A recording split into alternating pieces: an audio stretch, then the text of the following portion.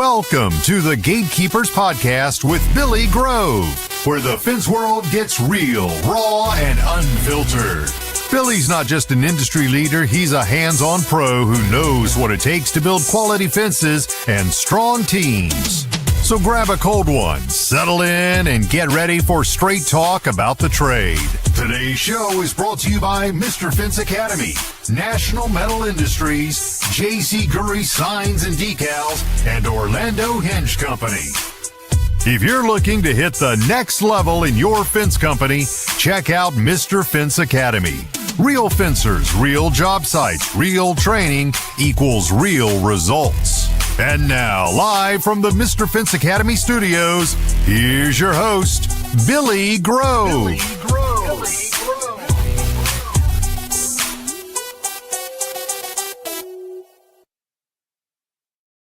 What is going on, Fence Fam? How's everybody doing on this fabulous Tuesday evening? Hope you guys have had a wonderful week last week and are starting off this week with a bang. Got a great show lined up for you tonight. I got a first-time guest on, Mr. Beau Brewer from Louisiana with Jack Fence. They are based out of Lafayette, Louisiana. But first and foremost, guys, I do got to give a huge shout out to my sponsors who make this thing happen every single week. First up, we got Mr. Fence Academy. If you are looking to up the level of your fence company, not just the business side, but the installation side as well, head on over to www.mrfenceacademy.com and check it out. Next up, we have National Metal Industries. If you guys are still looking for privacy slats for chain link, vinyl, ornamental iron, aluminum, go hit up www.nmifence.com. They also just dropped a new aluminum handrail kit, 3 foot tall, comes in 6 foot wide and 8 foot wide sections, all in a box kit, white and black to choose from. And once again, that's www.nmifence.com. Next up, we got the good folks over at J.C. Gurry. If you guys are still looking for a fence sign manufacturer, head on over to www.jcgurry.com. All of those signs come with Mylar lamination, make them look good 10 years down the road, like they're brand new, spick and span. Last but not least, we have Orlando Hinge Company, aka the Swan Hinge. If y'all are still struggling with a double drive gate swinging uphill on one gate leaf without making ugly cuts or leaving nasty gaps up under the bottom, highly recommend you go give a Swan Hinge a try over at swanhinge.com. They really work. Awesome people, super easy to install. And the best thing is that you get to do what a lot of people could not do before you, is make a gate swing uphill. Boom. Think I knocked it out of the park on that one this time. Didn't trip over anybody, didn't forget anything. So there we go. That's good. I'm excited about the show tonight. I got, like I said earlier, Mr. Beau Brewer from Jack Fencing down in Lafayette, Louisiana on. And let's go ahead and bring him on screen, guys. What's going on, buddy? What's up, Billy? How are you doing? Man?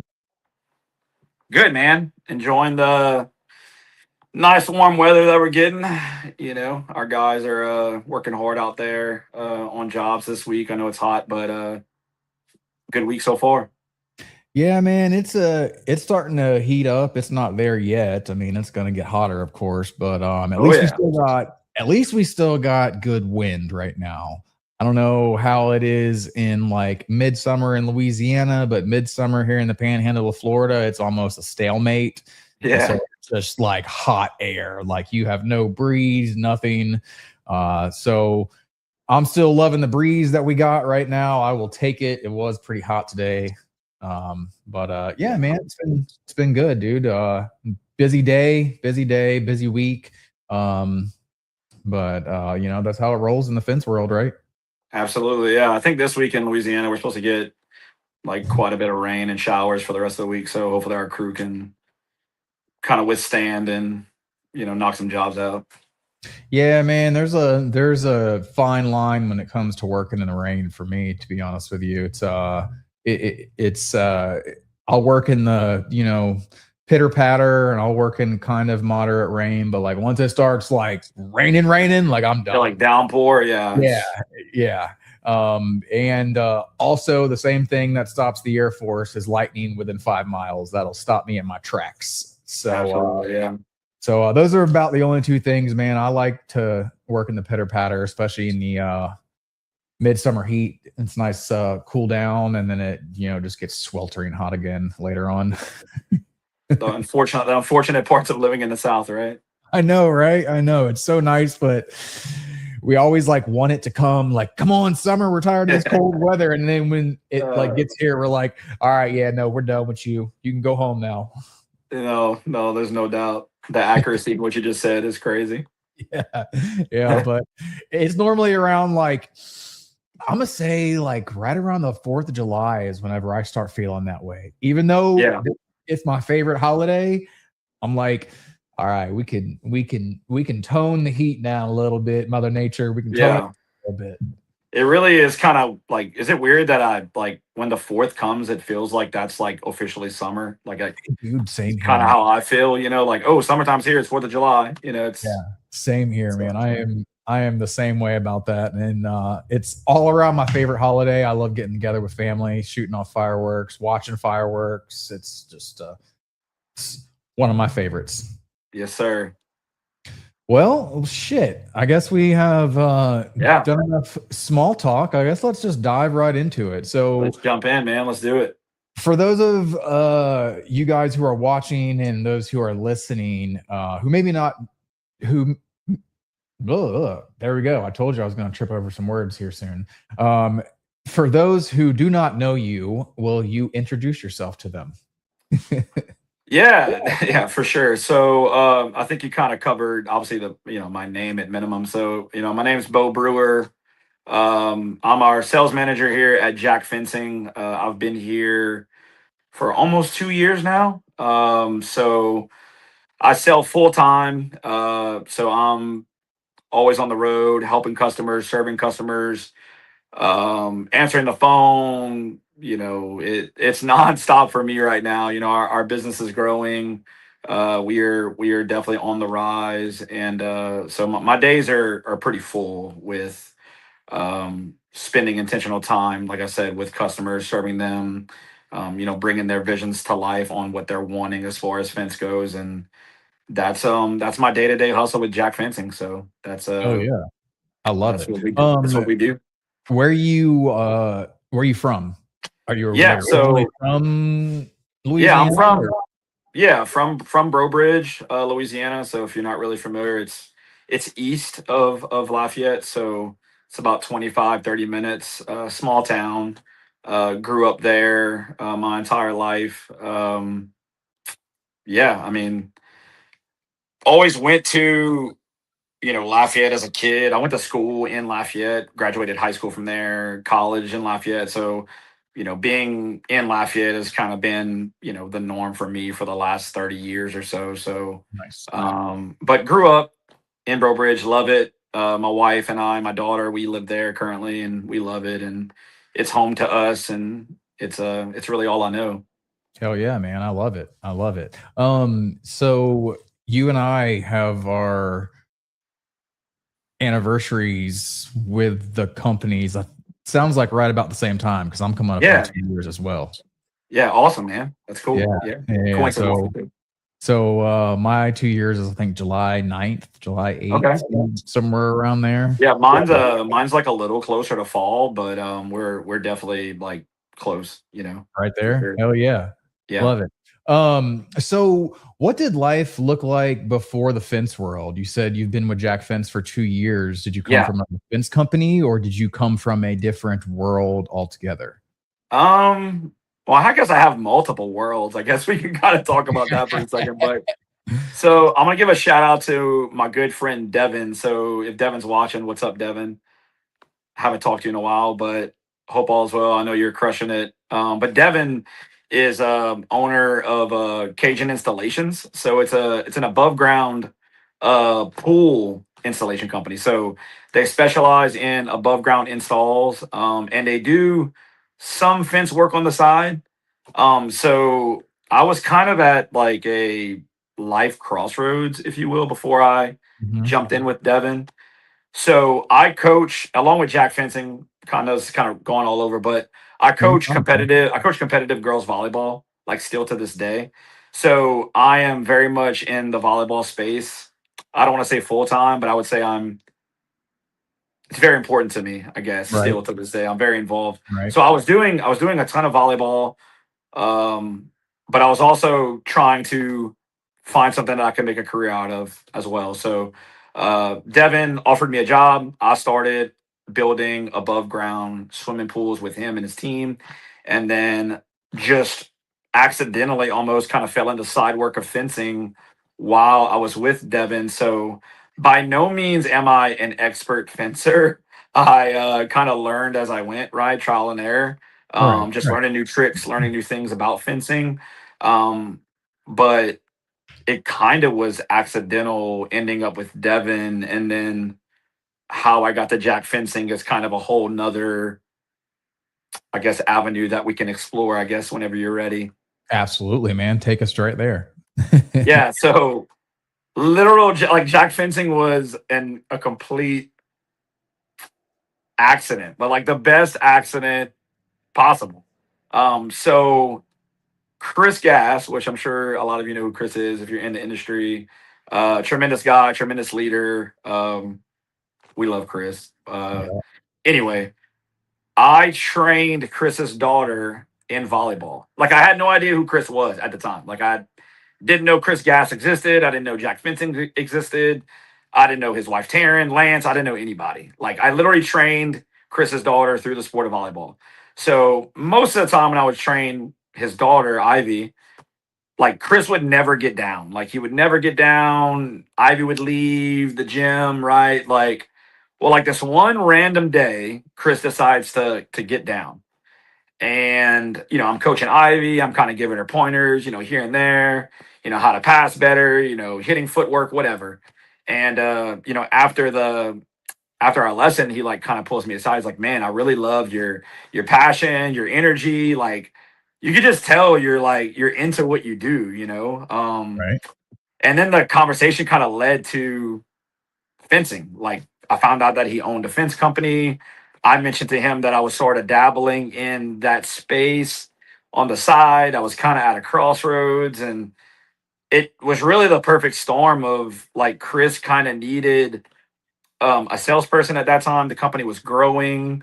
Um, and I was kind of looking for, I don't want to say a career change, but something that I could grow with, something that I could really like establish myself in, get my feet wet. And like literally maybe a month later, he brought me on, and we're sitting on a podcast right now talking. So I love I've it, man. I it love literally it. happened like organically, Right. random, like Right. happenstance, like whatever you want to call it, God.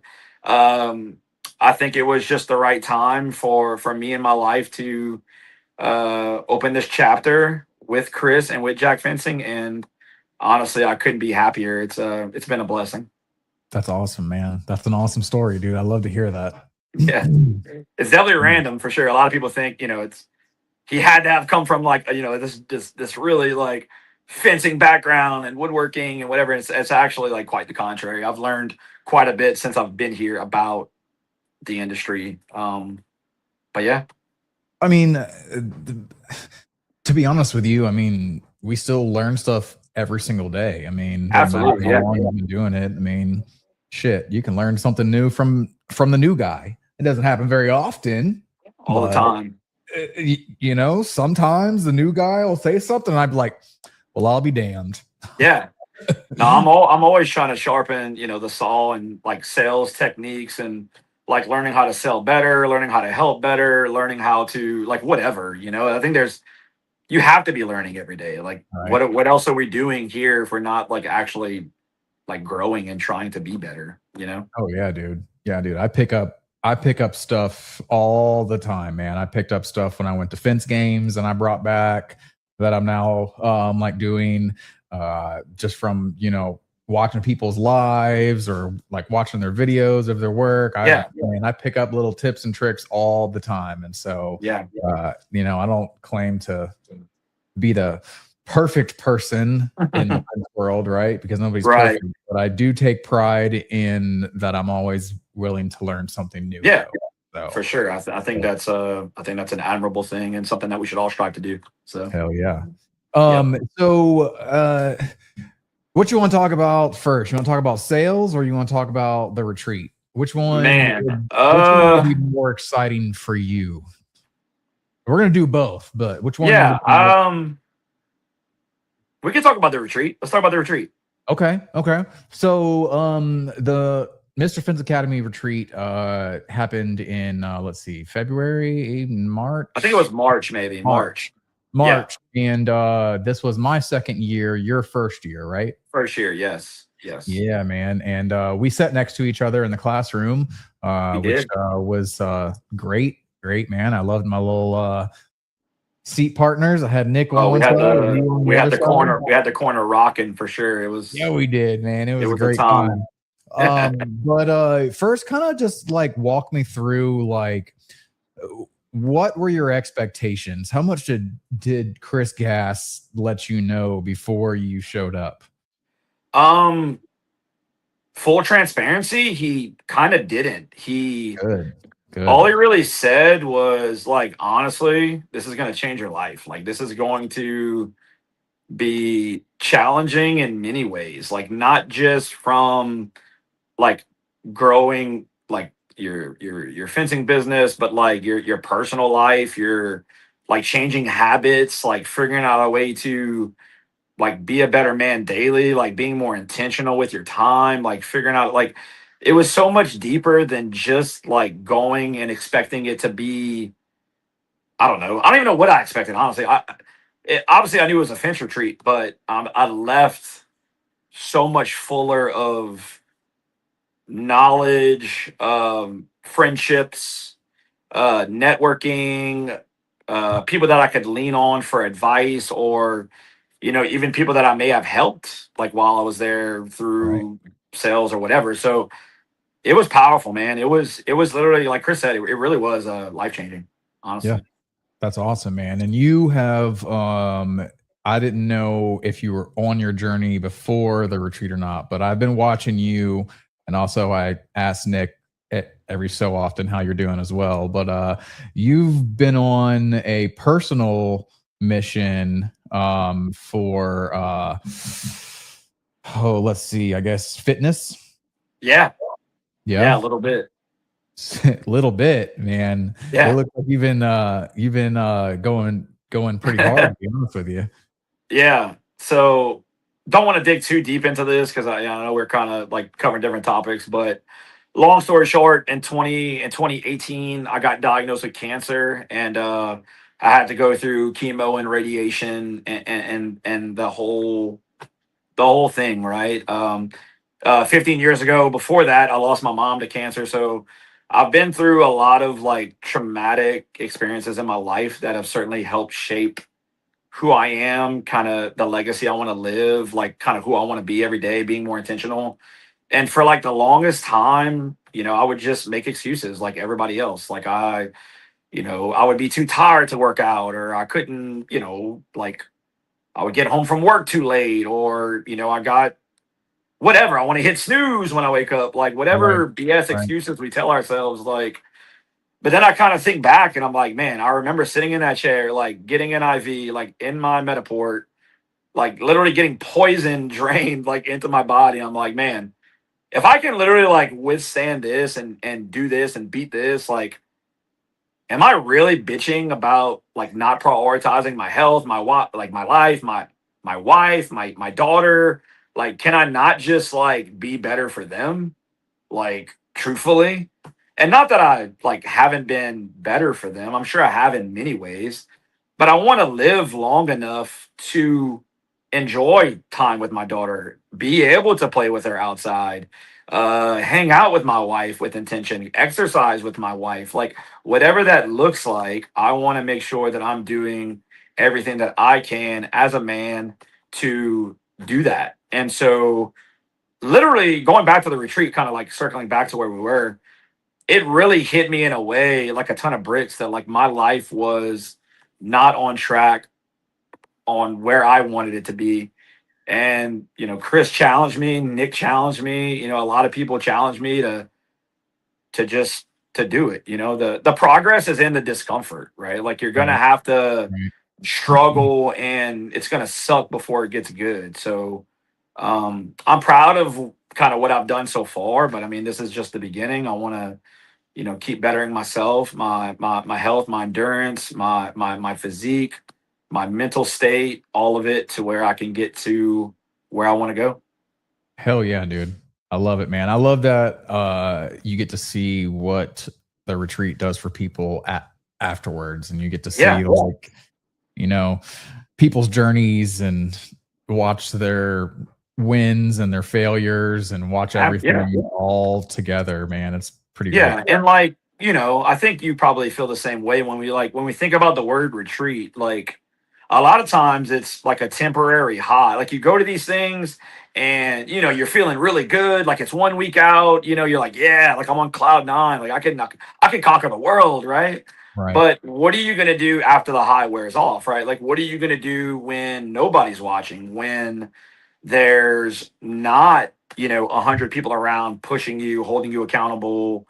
Like do you have that sort of discipline yourself to do it? And I think honestly that's where people fall short, is when they have to kind of go back to their surroundings, whatever that is, and having the discipline, the work ethic, or whatever the mindset to continue that high over and over and over and over, getting to a point that they want to. Because I think everybody wants to continue what they've learned from the retreat. It just takes special habits to get there. Right. Right. I love it, man. All right. So we're gonna segue into sales real Yeah, fast. So you're love the it. sales manager over at Jack Fencing, you said earlier, right? Yeah, sales manager, salesman. I sell full time, so anything that comes in, anything that is a warm lead that needs attention, I'm doing it. So Okay. yeah. So when you first started with Jack Fence, what was your experience in sales? So prior to working with Devin, I worked at Cajun Fitness. It's a local, let's just call it like a really nice local facility. They have like 5 locations, and I was like the sales manager for the gym. So I would sell memberships. I would help members get more comfortable with like group fitness, personal training, whatever. Sort of kind of guide them, like if they were struggling with consistency working out, or if they were overweight, like what did that look like, figuring out like how to sustain them in the gym, sort of thing. So I definitely like dabbled several years doing sales, through that, I guess, avenue of lifestyle.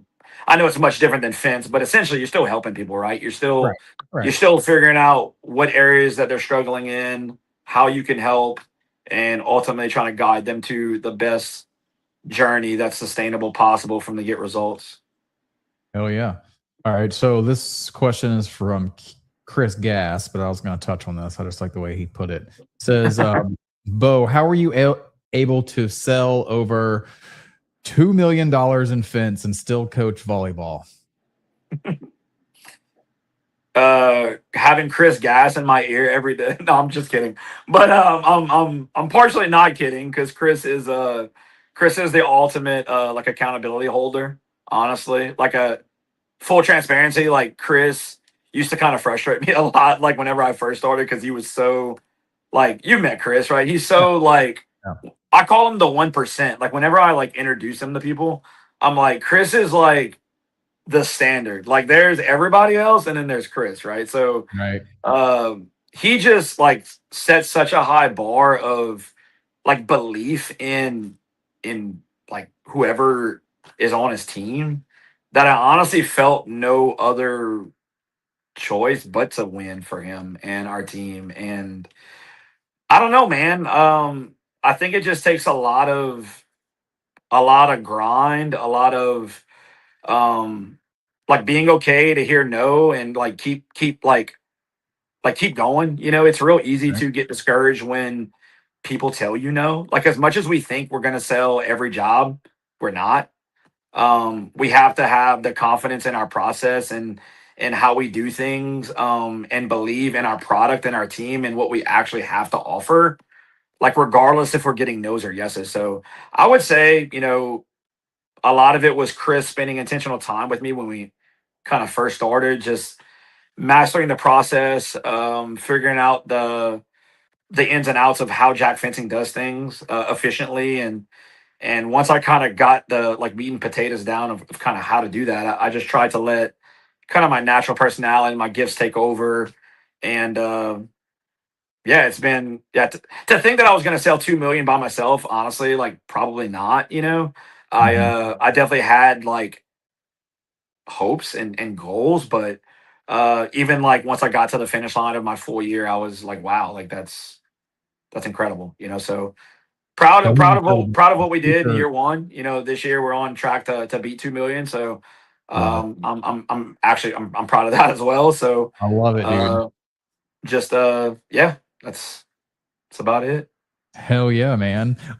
So you said earlier on in the show that you do still sharpen the like blade in your sales Yeah. things. What's one of your like idols in the sales world that like you get a lot of advice from?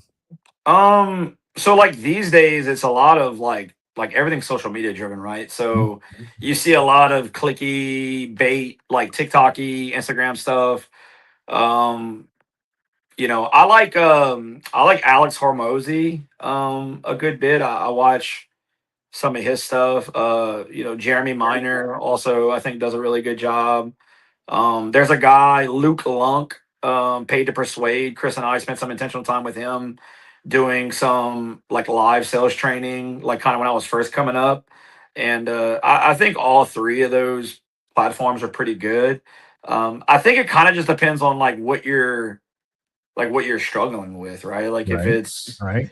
handling objections or like phone conversations, like how to pre-frame people to where you don't get objections. Like there's so many different ways to navigate like the sales process, in my opinion. So I try to just find things that I like. Maybe if I had a week where I didn't close as much as I'd like, and there was one particular thing that I like struggled with, for example, I might try to find something from one of those creators that like is pretty hot buttonish, you know what I mean? That kind of like Mhm. that really pressed kind of where I kind of fell short and kind of attack that to where I can, okay, yeah, that makes sense. Let me kind of get back on track and do that, if that makes sense. Yeah, absolutely, dude. Well, that's freaking awesome, man. I love to hear that you're always sharpening the blade, even week in and week out too. So that's awesome to hear, Yeah, dude. All right, we're gonna run to commercial break real fast. We'll be back in 3 minutes. Okay. cool.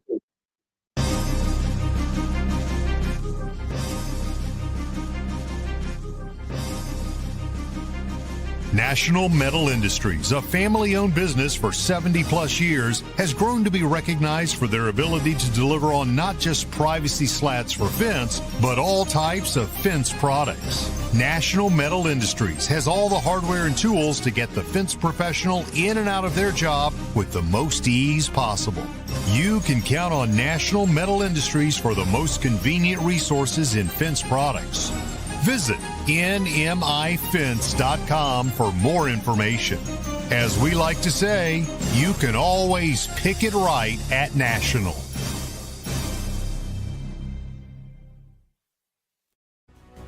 J.C. Gurry Signs and Decals has been a trusted name in the sign industry since 1949, with all manufacturing done in-house from start to finish right here in the USA. With 75 years in outdoor signage and roots dating back to the 1920s, J.C. Gurry specializes in durable, high-quality signs and decals. In-house screen printing since the 1970s ensures every product meets the highest standards. Visit jcgurry.com for more information. Every aluminum sign includes Mylar lamination at no extra cost, extending product life in tough outdoor conditions. For unmatched quality and longevity, visit jcgurry.com. Struggling with a gate that drags on your sloped yard? Orlando Hinge Company has the solution, the Swan Hinge. Unlike standard hinges, the Swan Hinge lets double drive gates swing open smoothly up inclines, eliminating dragging and binding. Easy to install on vinyl, aluminum, wood, and chain link gates. It's built for durability and made to withstand the elements. And when your customer hears that, yes, their gates can work on a slope, you just made the sale. The Swan Hinge, designed by fencers for fencers. Made in the USA, lifetime warranty. Order today at swanhinge.com or email info@orlandohingecompany.com. The Swan Hinge, because every gate deserves to open smoothly. All right, guys, we are back. If you're just joining us, I have Beau Brewer on the show tonight from Jack Fence out of Lafayette, Louisiana. We've been talking about some Mr. Fence Academy retreat stuff, some sales process stuff, some sales goals, and things that Beau has hit.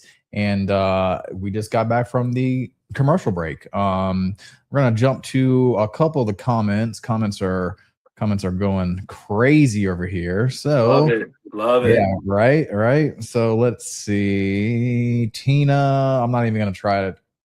Como. Tina Como. Oh yeah. Okay. Oh yeah. EAUX is that's right. So she says he is the 1%. Absolutely. Let's see. We got Mr. Chris Steele in the house.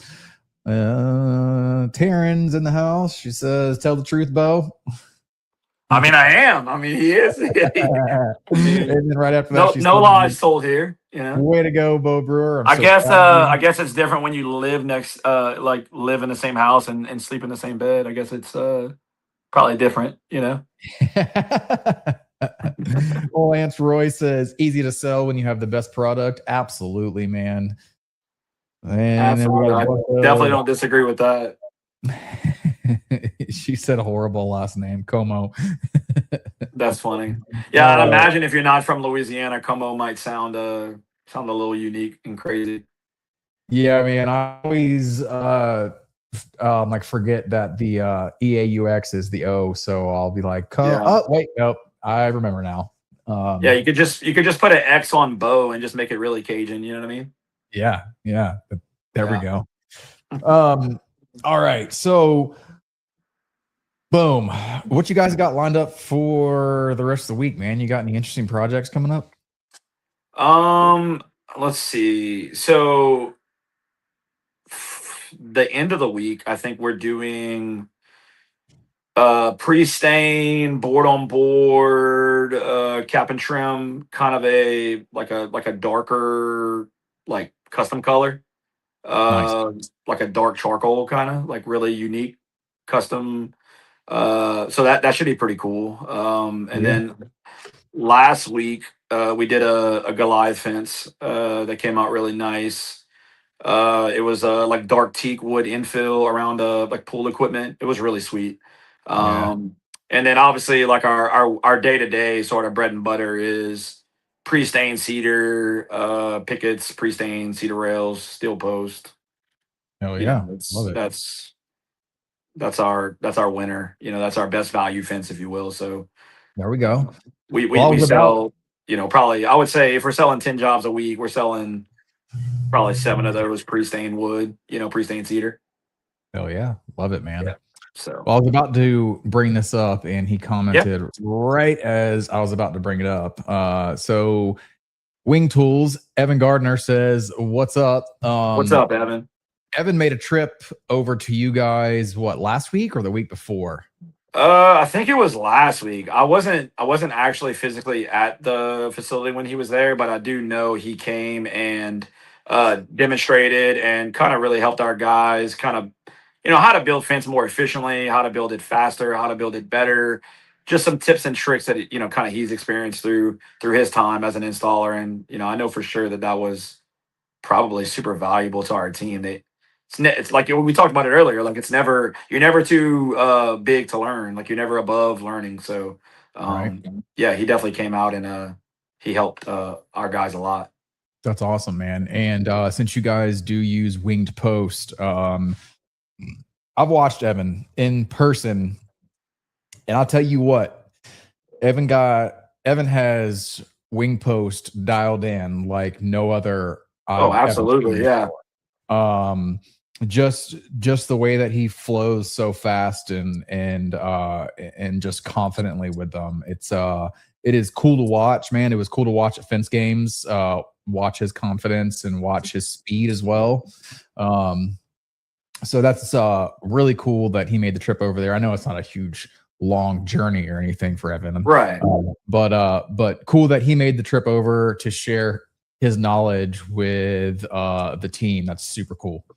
Yeah, no, I think he's very into it. Like you could tell he's super passionate about wing tools and helping people, and like you just see him all over. So like he's always popping up on my social, like on my feed. He's always finding like unique ways and better ways to help the community like build fence better. So I appreciate Evan for like everything he's really given our team as well. So Yeah, man, he comes up with some really cool stuff, man. I love yeah. the wingmen. I love all of his tools, to be honest with you. His Oh, his new wing so much level, more that thing is efficient. just freaking badass, dude.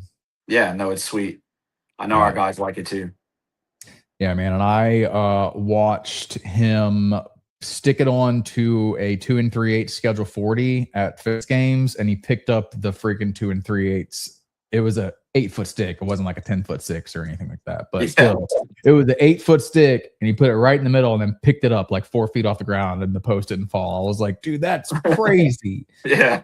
No, that is crazy for sure. Yeah.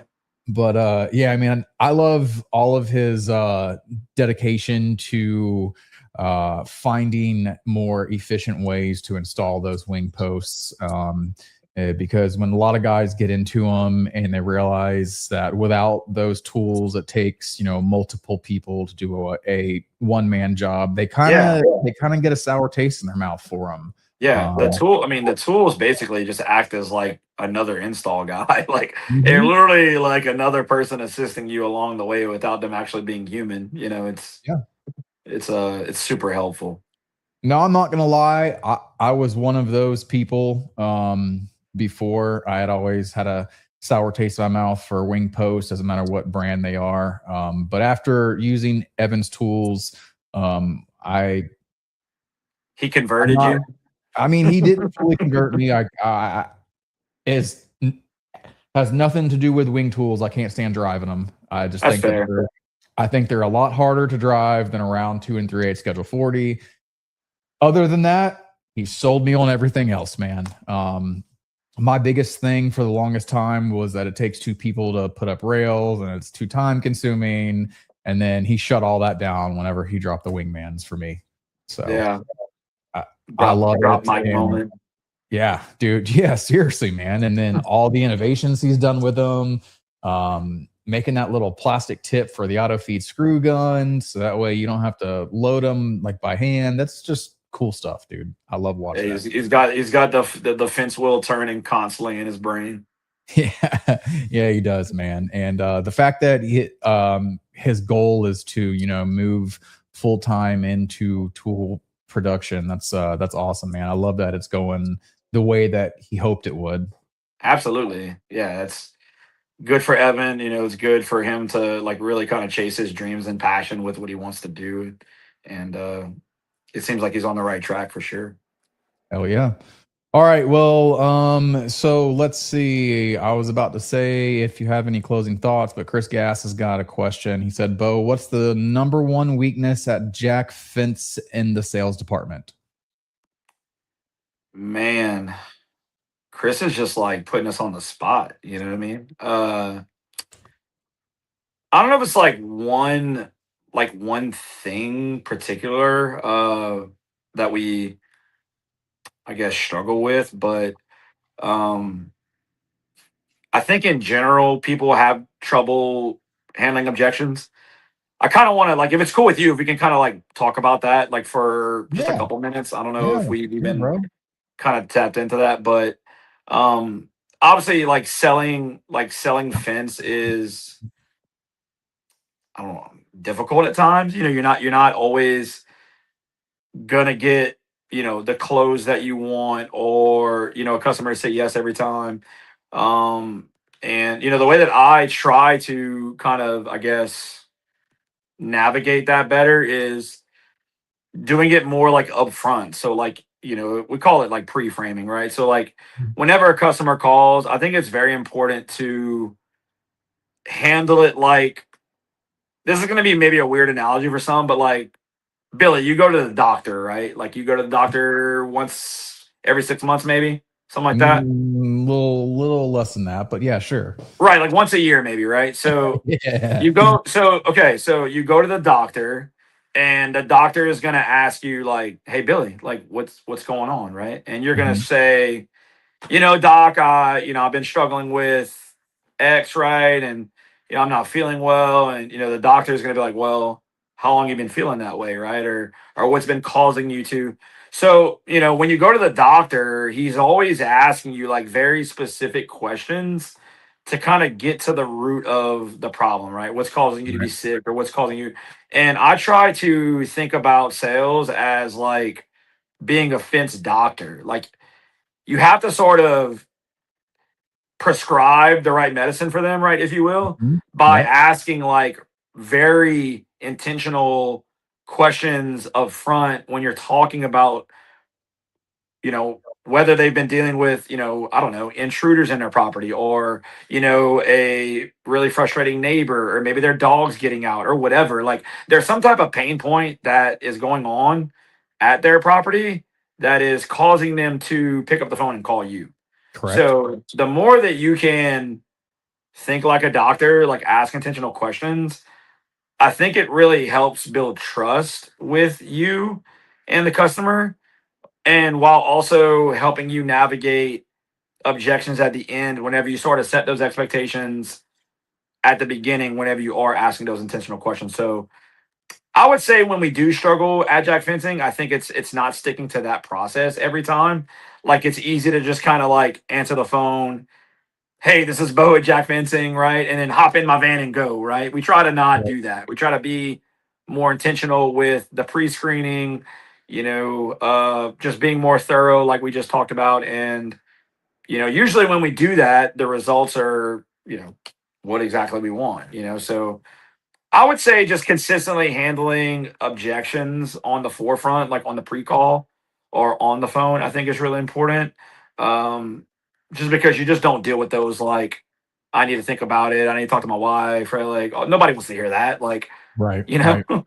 And Right. and honestly, like as a customer, like you don't really honestly want me to follow up. You don't want me to call you, a day later. Hey, this is Beau from Jack Fencing. Like I'm just following up with you. Like nobody, like let's be honest, like nobody What do loves I that. Like say? it's cringy. It's like Right. no, like I don't want that. So if we can avoid that, that's ultimately our goal. And honestly, like we talk about it all the time. Like when Chris and I are training, we would rather the customer tell us no. Like no is better than, let me think about it. I need to get back to you. Like I just they're lost it never on getting you. they're never getting back to you. Like they're never really thinking about it. Like Mm, no at least mm, allows you to move on mm. to the next customer, not waste your energy and time anymore Yeah. into a dead sale or whatever you want to call it. So um I would say that's one thing that we, I guess, could do more consistently is like be more consistent on the pre-screening process on how we do things at Jack Fencing. Oh, all right, man. Well, you solved the problem for Chris. Apparently, you let him know what the number one weakness is. Well, he'll probably comment in 30 seconds and maybe ask another question, but hopefully that's something that, And it's definitely something we talk about. I mean, Right. he's always finding ways to like challenge me and push me. And even though I consider myself, pretty good at what I do, I mean, I'm certainly always learning like everybody else, but he definitely knows like the right buttons to push, and he really does help me grow in the best ways. And I'm really thankful for him and the intentional time that he's poured into me over the last 2 years. So I really can't thank him enough. I mean, I know the podcast is like just a one simple platform of saying thanks, but I appreciate all that you do, Chris. Just know that.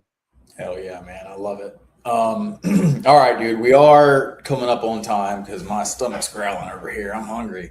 You got any closing thoughts for anybody watching or anybody listening? Um, so if you struggle selling fence, like if you even if you're an owner and you happen to be the one that's like in the streets selling, or like my number one tip I would say like is just be authentic. Like authenticity wins.